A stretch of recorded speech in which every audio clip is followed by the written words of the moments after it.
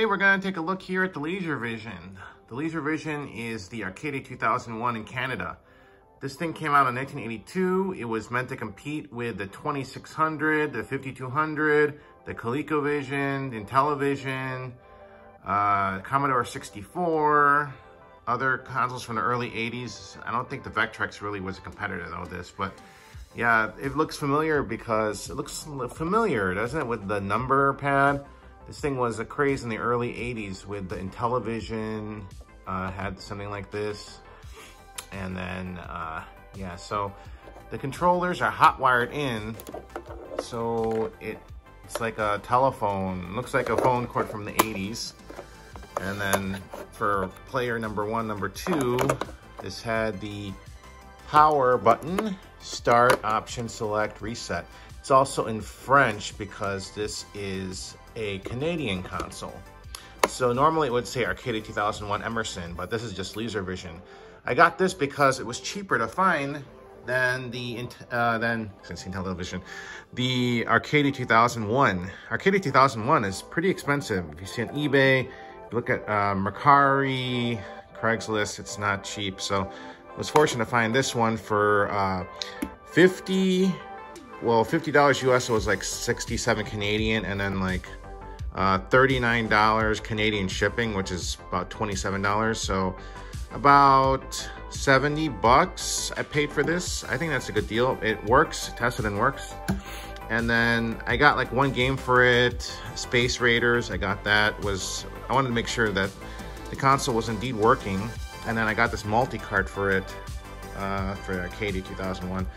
So it has all the games for this system.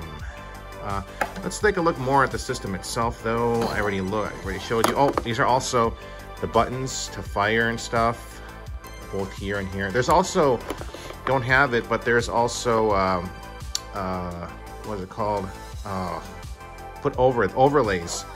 You put over these numbers. Same thing as like the Colecovision and then the Intellivision, same thing. So there's channel 3 and channel 4. Let's look on the bottom. Don't really want to. Okay.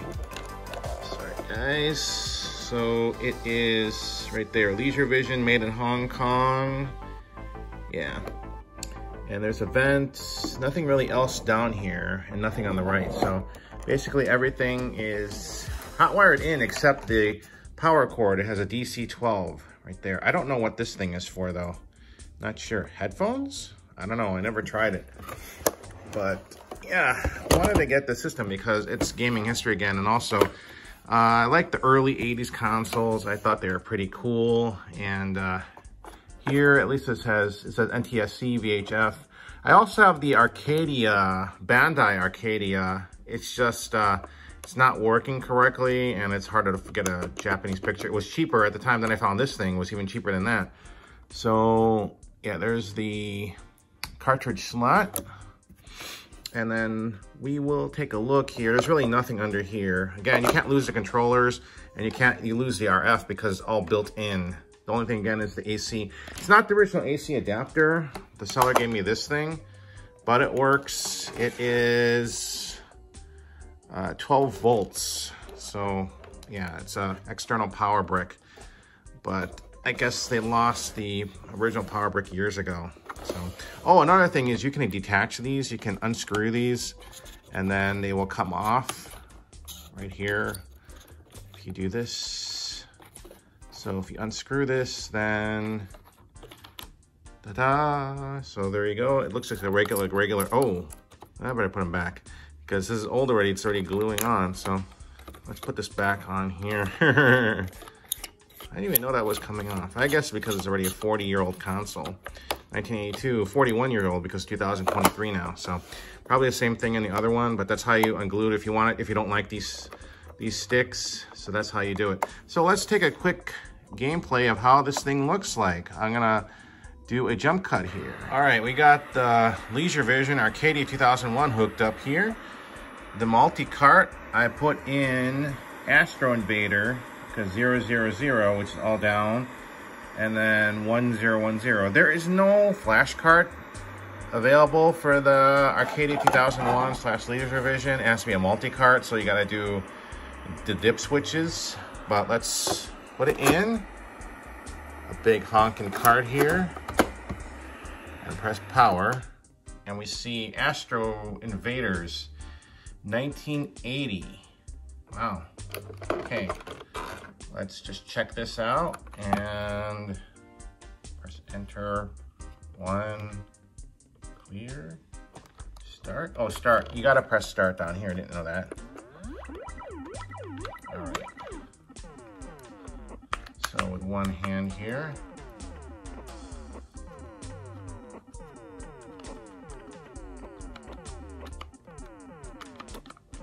Here, let's put the volume up. I realize how low it was.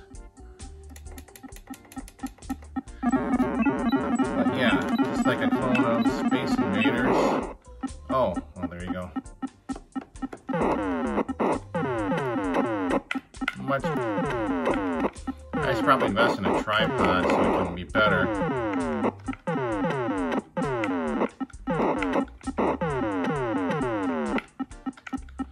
Yeah, it's very basic, the graphics.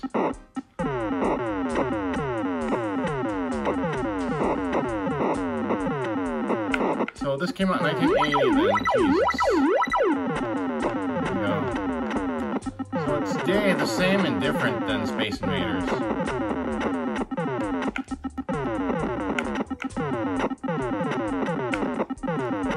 I guess you're not that impressed by the graphics or the sound effects. It's like comparable between like Atari and Intellivision. Oh. And the ergonomic button doesn't really help.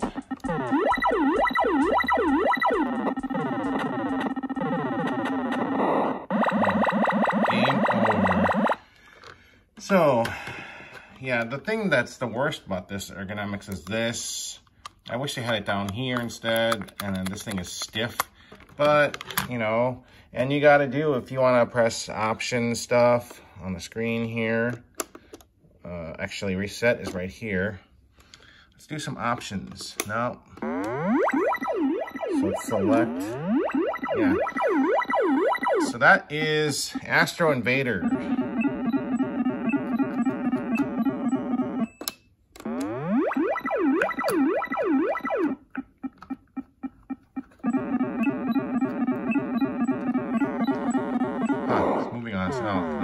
Interesting. All right, well, we'll stop this game here and we'll try another game out. So that's Astro Invader. All right, next, we're gonna try Vectrex. There's Vectrex. It's one of the more famous games on the system because it's like, it just reminds you of Pac-Man. So let's start this game out.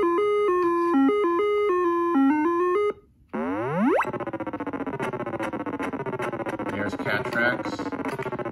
Okay, again, it's hard to play.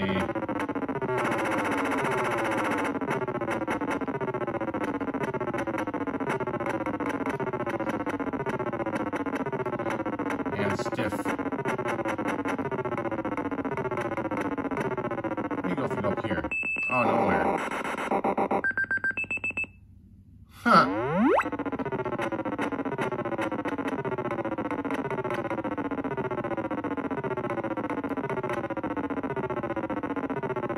Try to get this thing. Oh, geez, I missed it.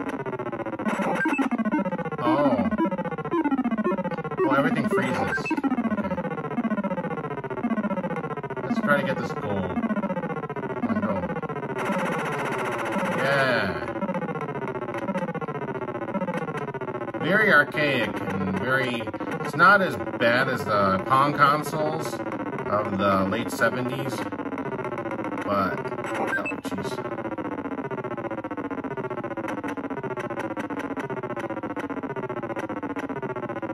Yeah, the sounds get old really fast. Oh. So that's...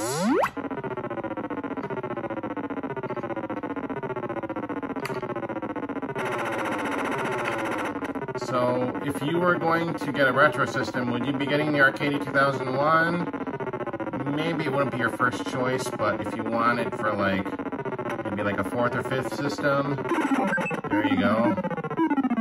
Well, there's a lot of systems that came out in 1982, like this system, the 5200, the Colecovision, the Vectrex. It's a lot. Commodore 64. That's not really a system, it's a computer. But yeah, and then this game, this system. This was marketed a lot around the whole world. Canada is like the only acceptable version that you can play without an adapter. And maybe the Japanese version, but you gotta put 95. But yeah, that is Cat Tracks. That's another like top 10, like one of the must games to own for the system, for the Arcadia 2001.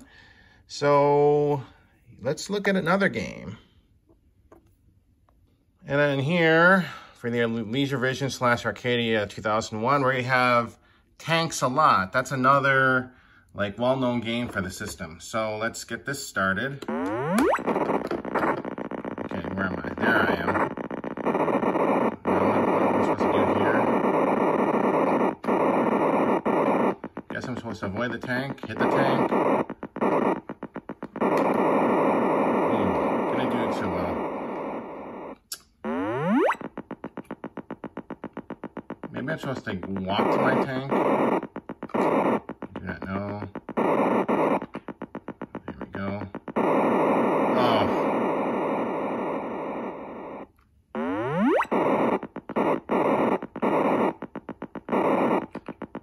Like pressing buttons doesn't really do much. But yeah, this is Tanks a Lot. One of the better game knows the system, but I have to figure out what to play. But yeah, so again, this is the LeisureVision. If you find one of these, be prepared to pay. I don't know why it's so expensive, but if you be smart, get the Canadian version. It's called LeisureVision. This one, the same exact thing as the Arcadia 2001, except the name. So it's less known. You just got to do your research, and then you'll be able to play Arcadia 2001 games with this multi-cart. Anyway, thank you again for watching, and until the next video, this one's made in Canada, either another retro. I'm going to finish my 2nd generation, these RF, and I'm going to move on to the 3rd generation, I believe.